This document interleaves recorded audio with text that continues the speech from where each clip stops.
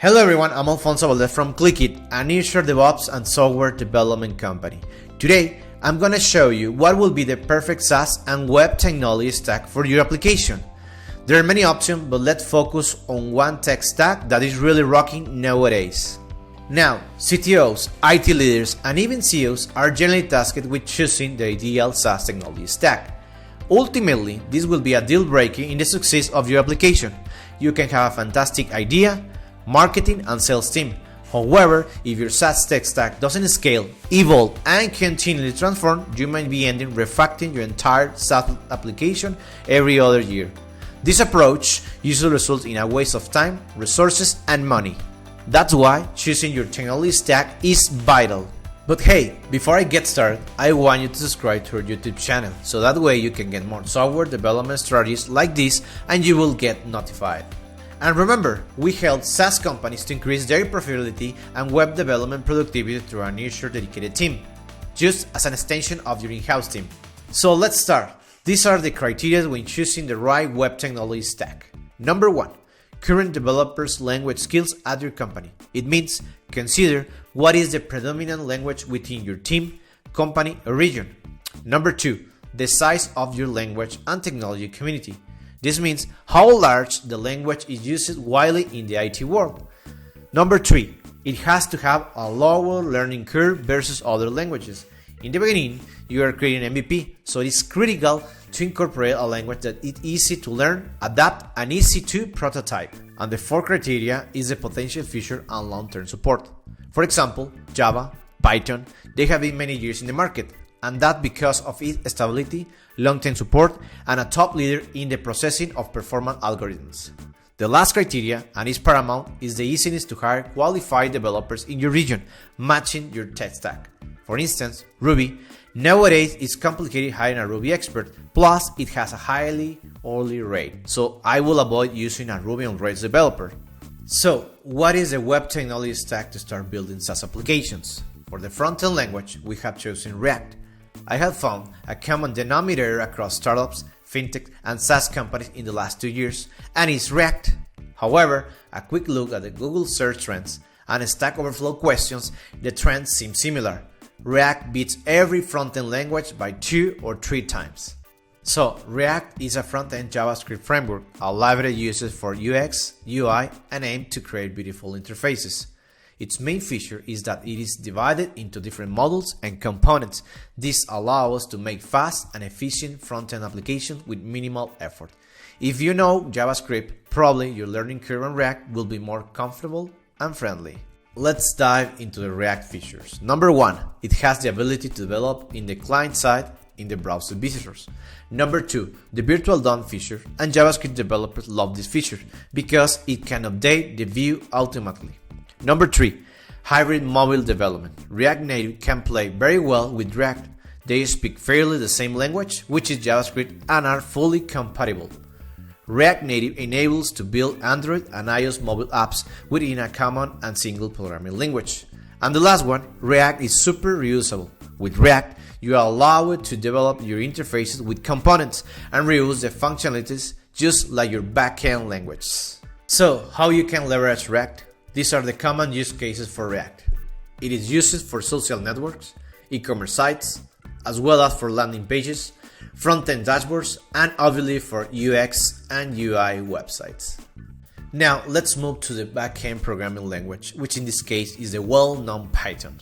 Python is the most used programming language in this 2021, and probably for the next 2-3 years. Python is the world's fast-growing language for software engineers, mathematicians, and even kids, so people from different disciplines use Python for a variety of different tasks, including data analysis, artificial intelligence, machine learning, and web and mobile applications. These are the Python advantages. Number 1, it has a strong ecosystem, including libraries and frameworks.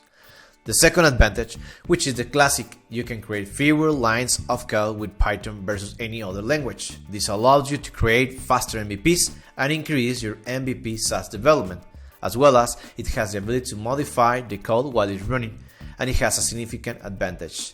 And finally, the integration with machine learning and artificial intelligence, which is a big plus. Consider that the most disruptive machine learning and artificial intelligence frameworks are based on Python, and this enables developers to work more efficient. Now, what type of software architecture should we deploy in your SaaS? Monolithic, microservices, or serverless? Which one is the best for your project? Let's dissect on each one. First option, monolithic. So what are they? Physical service, on-premises, data centers, or even Amazon EC2 instance per se. I strongly recommend to disregard this approach for your MVP, web app, or enterprise software. Now, let's go to the famous microservices. Microservices or containers are a vital element to succeed in your SaaS journey. I strongly recommend to include microservices along with Docker. Now, a microservice architecture is an architecture ecosystem where you have granular and independent services. Each of them has a well-defined role, which can be an API, database, backend, cache, etc., and can be independently developed, tested, and deployed. This brings a lot of agility, flexibility, less downtime, and increase in web development productivity. Now, alongside with microservices, you need Docker. Docker is a technology or tool driver to create microservice architecture and leverage containers. So microservice architecture, containers, and Docker comes all together as a microservice application. You need all of them to operate the solution. Now let's change the IT layer into the database layer. This time our choice is PostgreSQL, the de facto solution for building enterprise databases and software applications. PostgreSQL is a mature, open source, and enterprise SQL database, and it is the preferred SQL database from various enterprises and startups. Overall, it's highly scalable, transactional, and distributed database. If you are on AWS, please make sure to leverage Amazon RDS with PostgreSQL.